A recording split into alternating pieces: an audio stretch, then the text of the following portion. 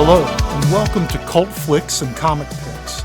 My name's Albert Smith, and this is the first episode of my podcast.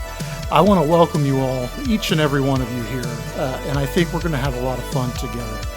Here on the channel, we're going to talk about cult movies, we're going to talk about comic books, we're going to talk about all things geek, and with mainly those two things in focus.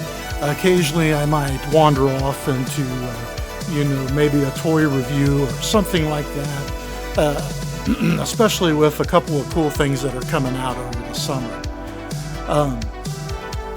Let me tell you a little bit about myself. My name's Albert Smith, like I said. I'm a writer, filmmaker, and I'm an artist as well, a comic book artist.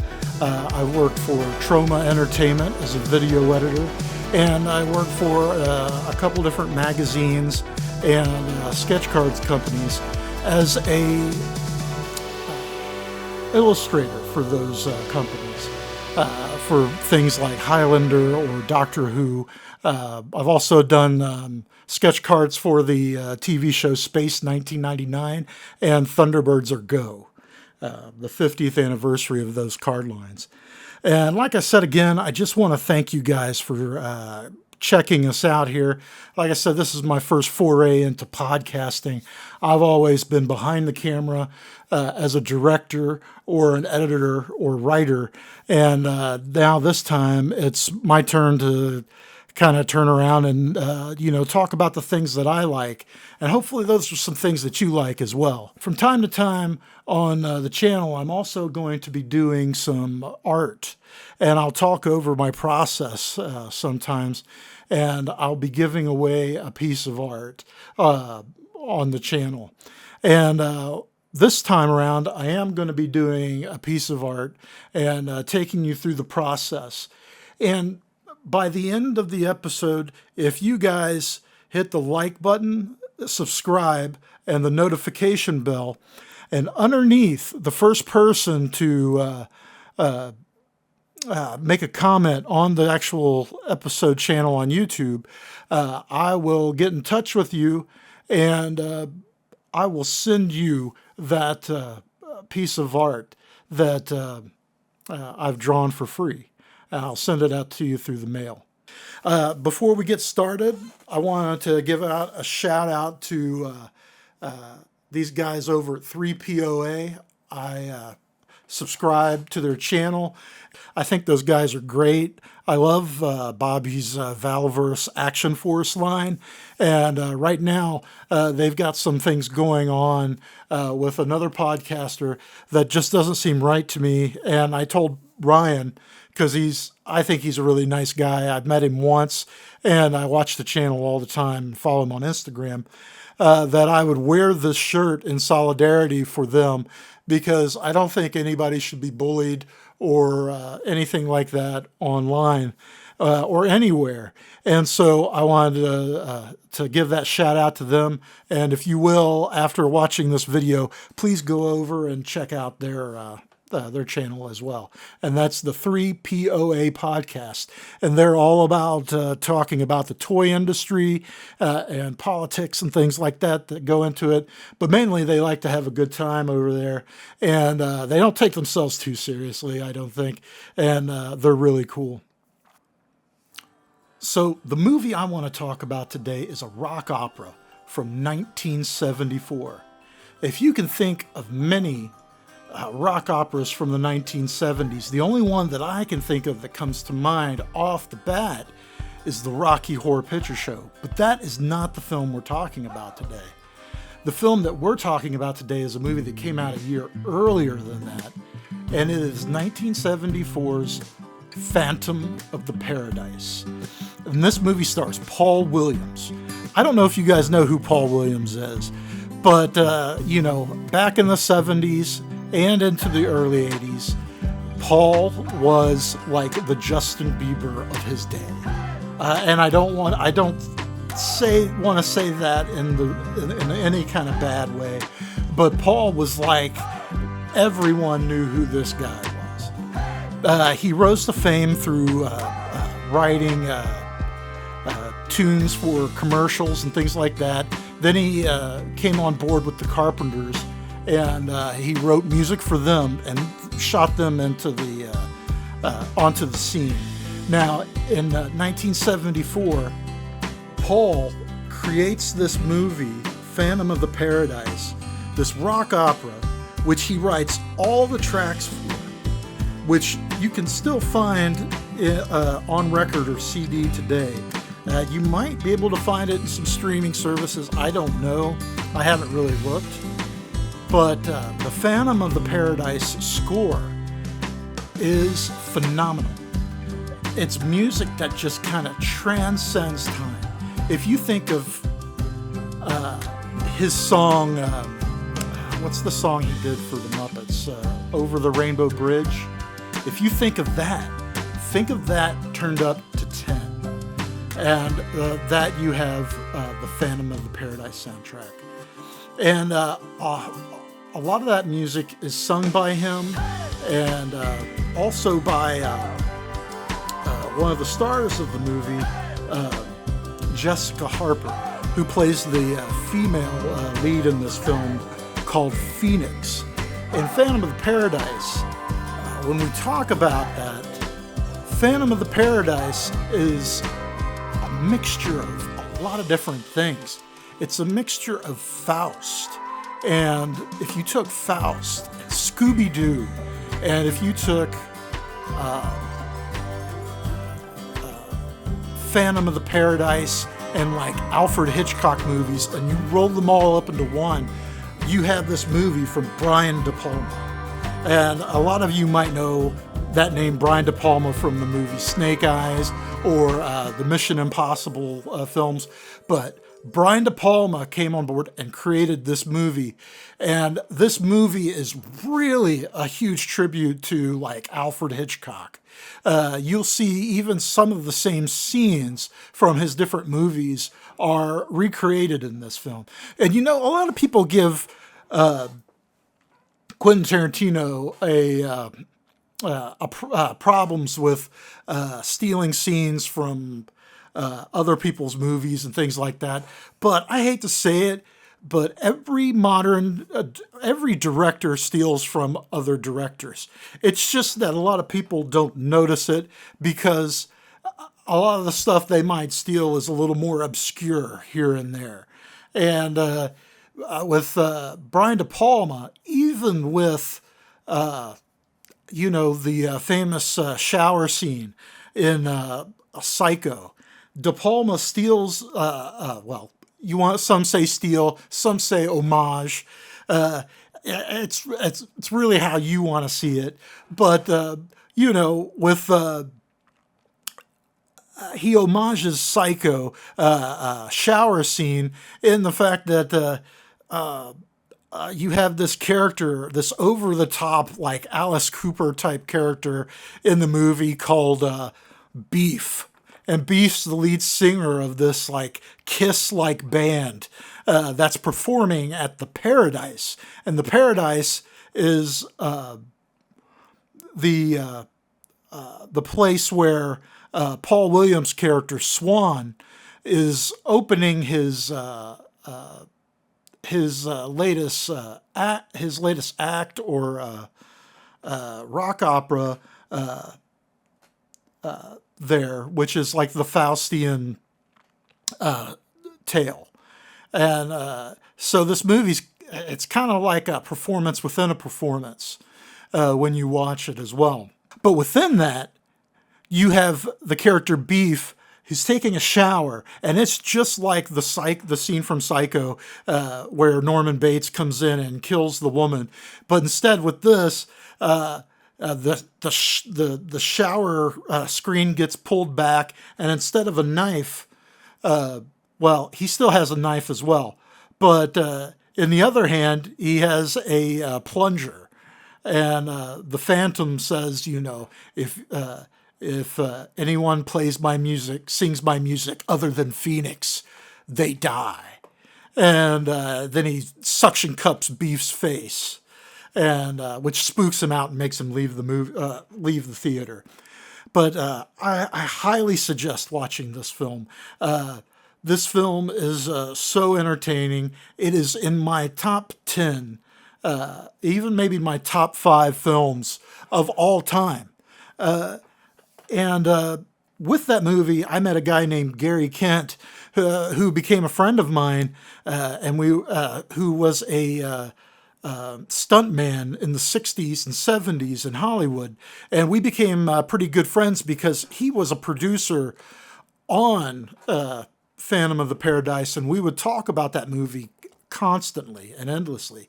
And I love that movie so much. Like I said, I have a tattoo on my wrist, or on the back of my hand rather, of the main character, Winslow Leach, which is played by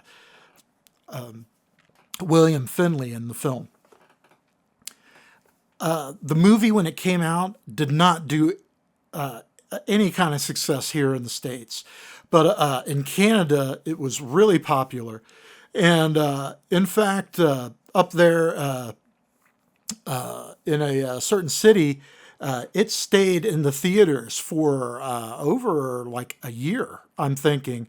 And they also have a convention up there where a lot of the old people that were in the film, they come back and they do they meet and greet. You know, it's like any kind of like horror film or comic book convention, and it seems like a really great time if you go up there. Unfortunately, some of the people in the movie have passed away, especially the great actor William Finley, who is also in a number of other things throughout his career, stuff like Eaten Alive and also Babylon 5. I remember him being in that as well. And a tremendous actor. And I think he came from Brian De Palma. And I think they worked a lot in things as well. And I think he was in a lot of De Palma's other projects. And but yeah, the film was great. Another little tidbit about Phantom of the Paradise is that the actress Sissy Spacek, who is also known for being working with Brian De Palma as well, she got her start on this film as a set designer painter, and she was noticed from there. So please, if you get a chance, if you find it streaming somewhere, or if you find it on DVD, I would much prefer you guys to go out and find it on DVD rather than streaming. But pick this movie up and give it a chance, because it's also, not only has it like influenced me, it's influenced a lot of like mainstream directors, and it's also inspired a lot of artists, especially over in Japan. A lot of manga and anime artists are influenced by the style of the character. And please, like I said, it's worth checking out. If you guys like it, go watch it. And please leave a comment down below and tell me what you thought of it. Even if you hated it and you thought my review sucked, let me know down below as well.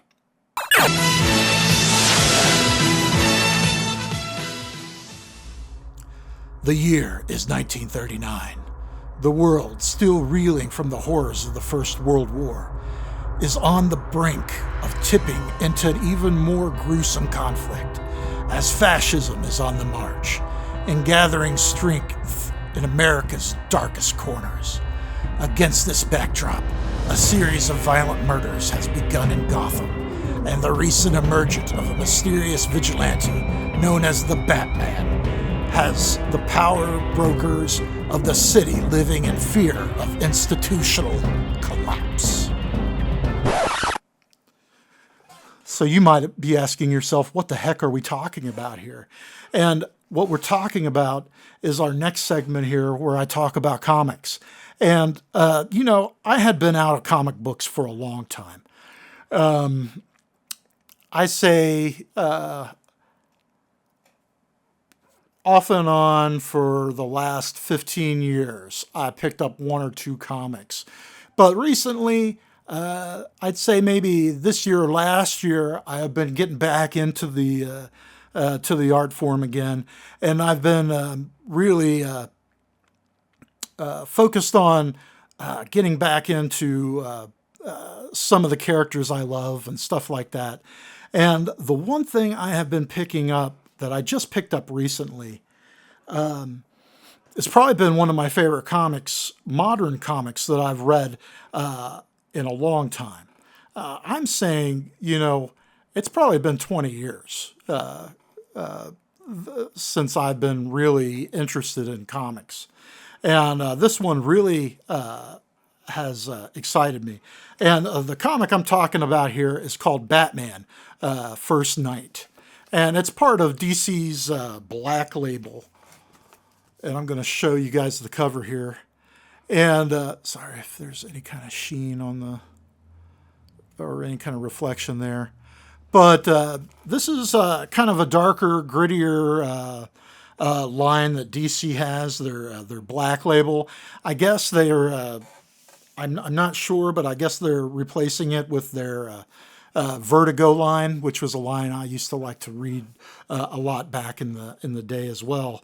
And Batman the First Night. It's written by Dan Jurgens. The art is wonderfully drawn and created by Mike Perkins. And the colorist on this, his name is Mike Spicer. And, I tell you, if you are into comics, if you're interested into getting into comics, please go check this out. Because, first of all, this is my favorite version of Batman. And when I say that, I'm talking about the original first appearance of Batman with the weird-looking ears, the gloves that are just hand gloves with no backing or fins coming off of them. And this is the more really grounded, dark detective Batman. And in this book, I think it's a 3-issue series. I'm not sure yet. But I have read book 1 and 2 so far, and I love it. I've got book 3. Haven't read it yet, but I'm eagerly waiting to read it. Now, in this, Batman doesn't have all his regular gimmicks. He doesn't have Robin. He doesn't have Joker, Catwoman. He doesn't have that rogues gallery. He doesn't even have Alfred. Really, it just comes down to a millionaire Bruce Wayne who likes to go out at night and beat up on thugs and criminals. And in this, he's introduced to Commissioner Gordon, and there's not that regular back and forth that they normally have in the normal comics. So this is a very different story. This is set right before World War II, and when Hitler is just getting into office and things over there in Germany, and Batman is trying to solve these cases. And what's interesting is he makes a friend in this rabbi, and the rabbi kind of like helps him out a little bit, becomes his Alfred for him. And I thought it was an interesting turn in this book, rather than having the normal everyday thing that you always see in Batman. I always like Elseworld stories, especially with like when it comes to like the Justice Society of America and things like that. That's right in my wheelhouse. And if you guys ever get out to your local comic shop, which you should, right now comics are going through a bad spell where people just aren't buying them like they used to. Of course, I don't think they'll ever sell like they did in the 90s again. But I think our comic shops are getting neglected. And if you guys ever get out to go to your local shop, go in there. I'm sure they've got copies of this. I believe it was like $6.99 at my local comic shop, and pick it up, and it is worth a read. Here I am. I'm doing a sketch of Batman. I'm using a light pencil to just kind of loosely sketch out the basic skeleton structure of Batman. Sorry that you can't really see the first part of this. I'll try to fix that on the next one. But right now I'm just creating circles and squares and building things up. And once I've got that laid out, I change to a harder lead pencil. And here you can see I'm really starting to flesh out the lines. And I'm trying to be very selective of which lines I do here. And after that, I go in with my pen and with some French curves. The French curves can help you draw a good, confident, strong line for those who struggle with that. And I'm going in with some microns and I think it's a Tombow pen and my Sharpie. And I'm just doing a small sketch here. And I'm trying to, all the while I'm doing this, I'm trying to keep in mind where my lighting is coming from. That way, everything can be uniform. And I'll switch back and forth between the Sharpie and the Tombow pen here. I normally like to use a brush and a crow quill, but just for this one today, I thought that I would just switch it up and try something a little different. And